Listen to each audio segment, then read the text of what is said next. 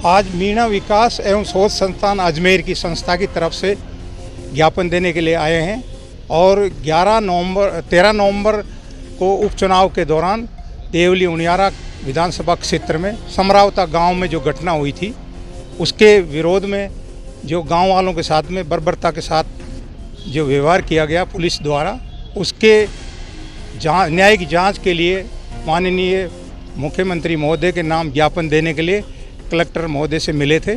और हमारी संस्था इस विषय पर बहुत ज़्यादा गहनता से ध्यान करके इस पर सोच किया है कि ये बहुत दुखद घटना है। आज़ाद भारत के अंदर इस तरह पुलिस के द्वारा गांव वालों को, निहत्थे लोगों को रात के अंदर खदेड़ कर मारना, अश्रु गैस के गोले चलाना, जैसा कि जलियांवाला बाग जैसा कांड किया है। प्रशासन को देखना चाहिए था कि गांव वालों की क्या डिमांड थी। उस दिन समरावता गांव के लोगों ने सामूहिक रूप से वोट नहीं डालने का बहिष्कार किया हुआ था। क्यों? कि वो देवली उपखंड उनका दूर पड़ता है। वो उनियारा उपखंड में अपने गांव के एरिए को समावित करने के लिए जिला कलेक्टर से मांग कर रखी थी, लेकिन उसको वहाँ पर जो एसडीएम महोदय जी लगे हुए थे, उन्होंने उनको समझाने के बजाय गाँव वालों की मांग को उनको समझा के वोट डलवाना चाहिए था, उनकी मांग को मंजूर कराना चाहिए था, नहीं कि वो वहाँ जाके अंदर वोटिंग कराने के अंदर लगे हुए थे।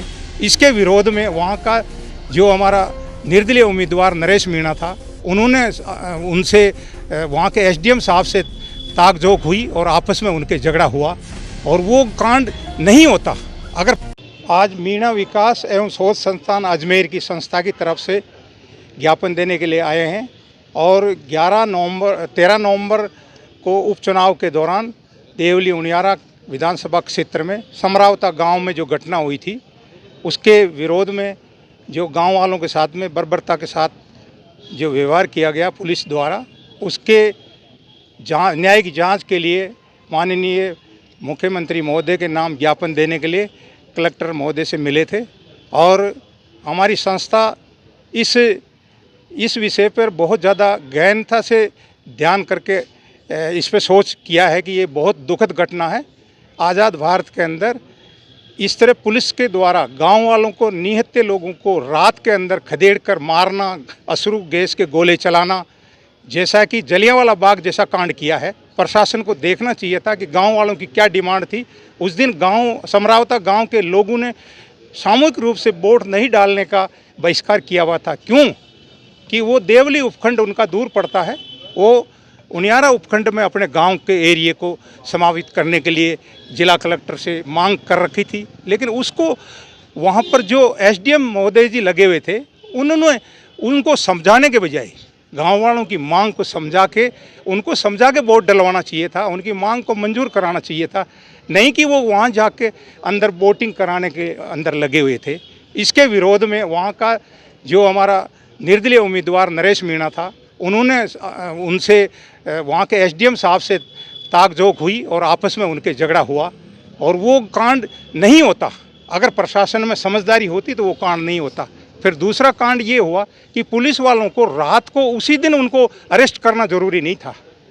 नरेश मीणा को गांव का उस दिन सामूहिक रूप से वो एकत्रित थे और एक साथ रहने के बाद उसमें वो घटना बहुत बड़ी हो सकती थी। ये तो पुलिस को देखना चाहिए था। एडमिनिस्ट्रेशन को इतना पता नहीं है कि भाई आज अगर खदेड़ेंगे तो ये गांव वाले इन्वॉल्व हो जाएंगे। वही हुआ, जबकि उसको 2 दिन बाद अरेस्ट करते, जब गांव वाले हट जाते, भीड़ हट जाती। भीड़ नहीं होती तो ये घटना नहीं होती। और पूरे राजस्थान के अंदर सरकार की करकरी हुई है। बहुत नीचा देखना पड़ रहा। पूरे राजस्थान के लोगों ने विरोध किया है, सभी समाज के लोगों ने, नहीं कि कोई मीणा समाज ने किया।